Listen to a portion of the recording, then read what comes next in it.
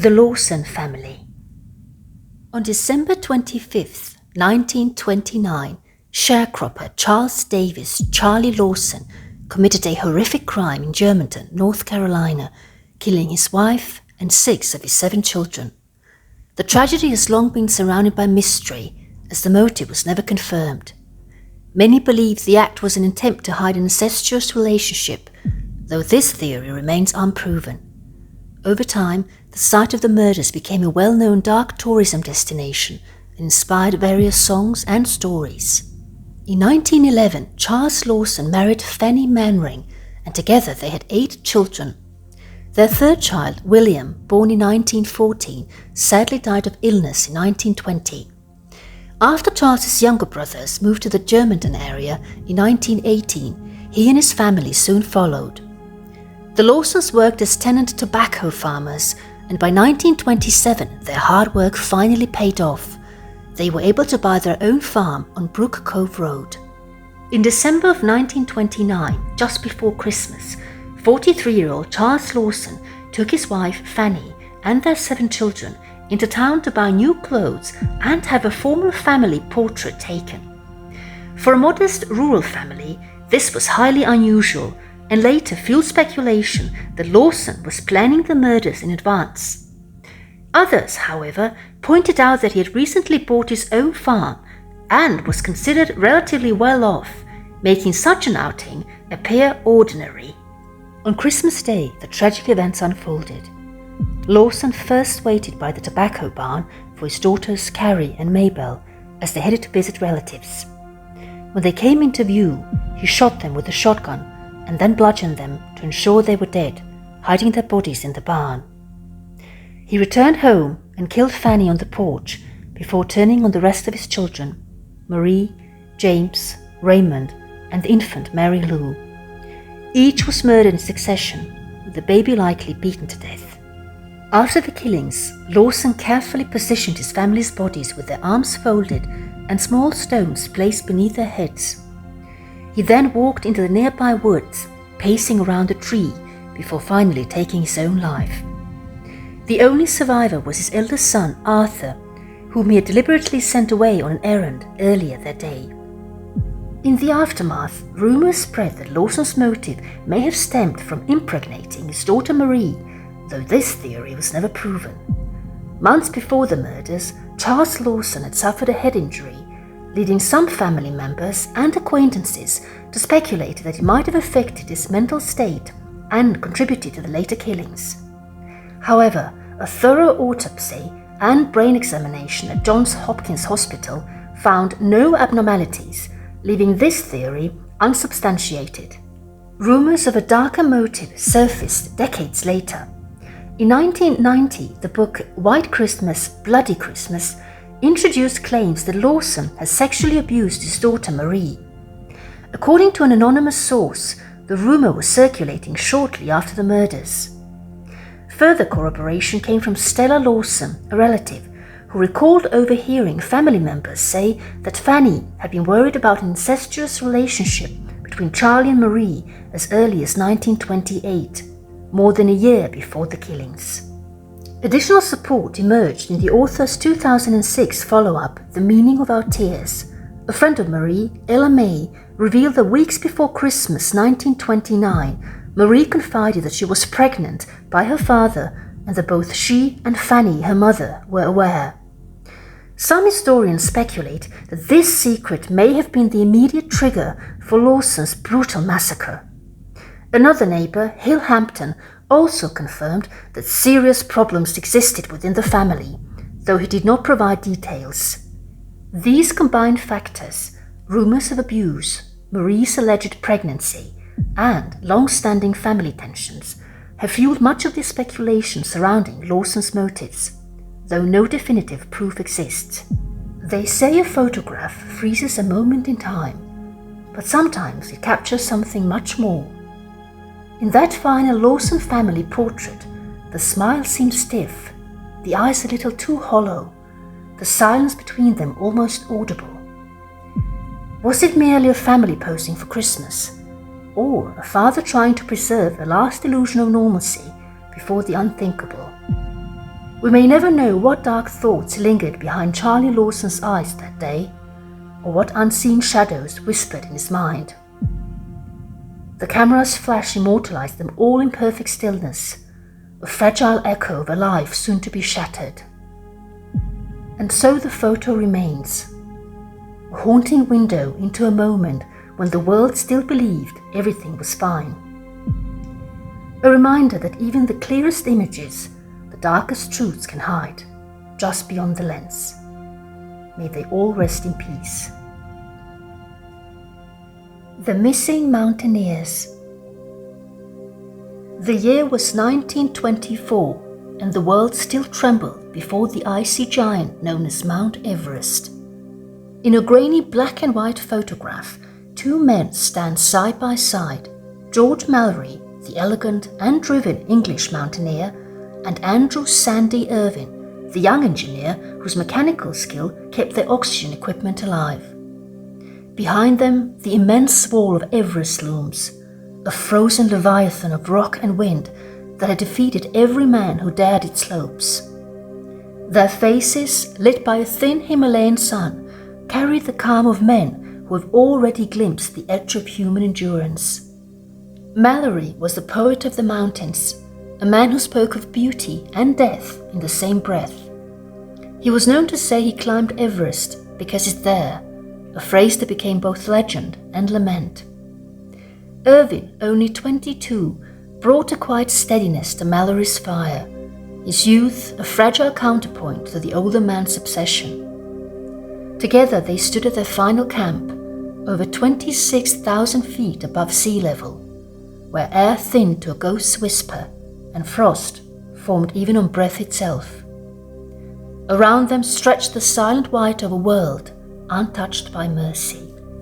Everest, the third pole, had already claimed lives by then, swallowed them whole into icy rifts and blizzards, frozen in eternal snow. Winds screamed at over 100 miles per hour. Temperatures fell so low that exposed skin froze within minutes. To climb its flanks in 1924 was to face something elemental, something ancient. The technology was primitive: hobnailed boots, woolen clothing, rudimentary oxygen tanks. No radios, no rescue teams, only instinct and will.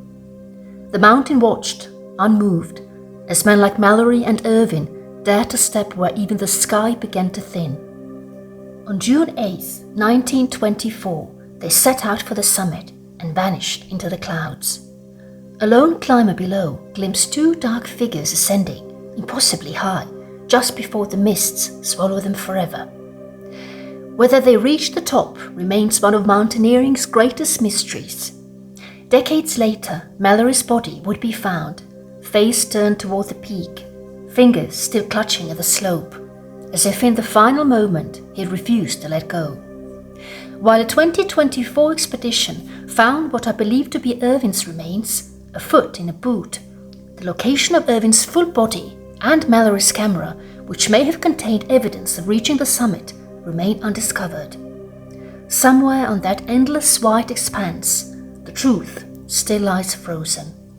And so, this photograph endures, not merely as an image of two men before a climb, but as a haunting testament to ambition and mortality. The stillness of their faces, the faint shadows cast around their camp, whisper of both triumph and doom. It is a portrait of human yearning, of our hunger to touch the unreachable, even at the cost of our lives. Looking at it now, a century later, one cannot help but wonder what they felt that morning. Was it hope? Was it fear? Or perhaps a quiet acceptance that the mountain, in its terrible beauty, would claim them as its own? May they rest in peace.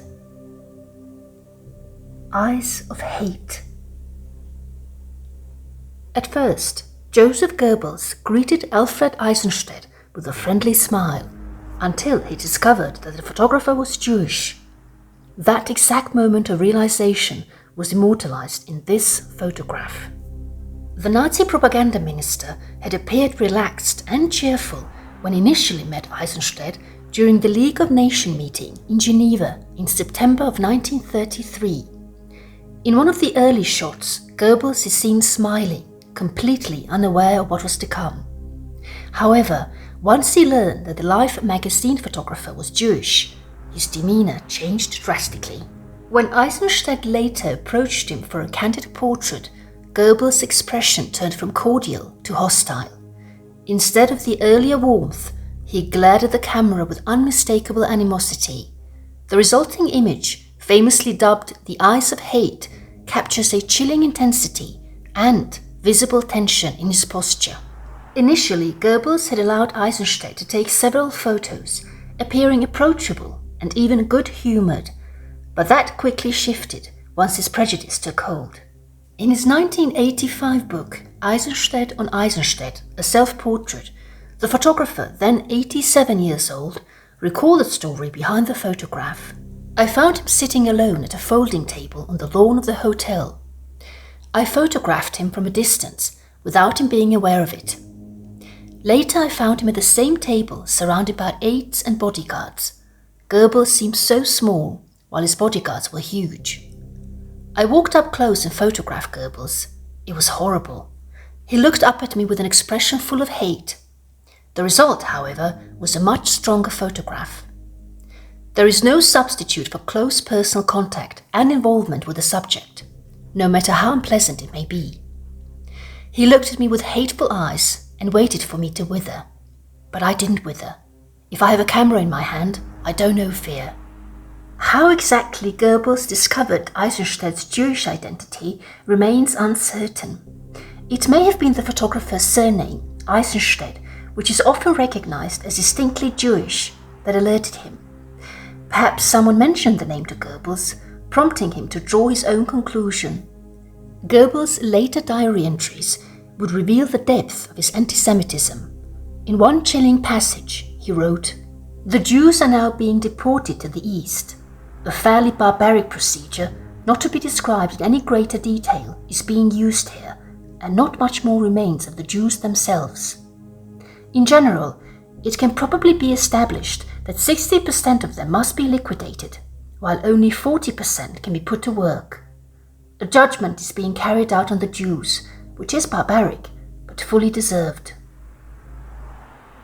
Eisenstadt's photograph of Joseph Goebbels is far more than a portrait. It is a moment of revelation frozen in time. In Goebbels' eyes, those eyes of hate, we glimpse the face of a regime not yet fully unleashed, but already steeped in the venom of its ideology.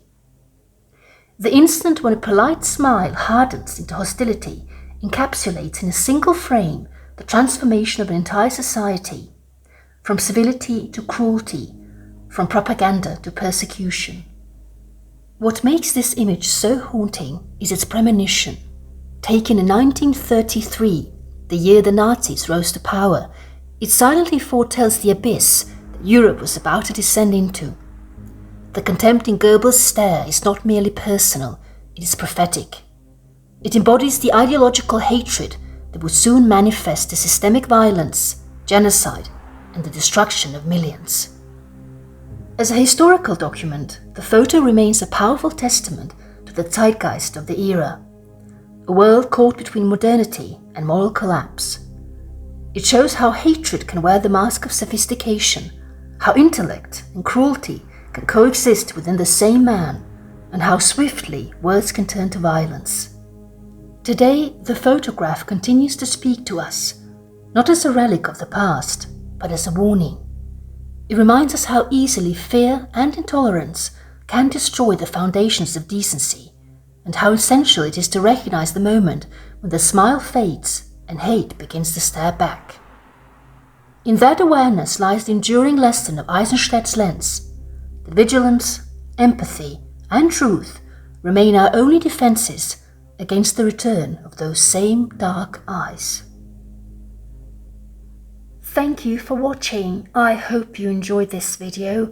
The stories behind these photos remind us that not everything captured on camera is what it seems. If this video left you thinking, leave a like, share it with someone who enjoys a mystery, and subscribe for more deep dives into the unknown. Until next time, stay safe, stay curious. Bye!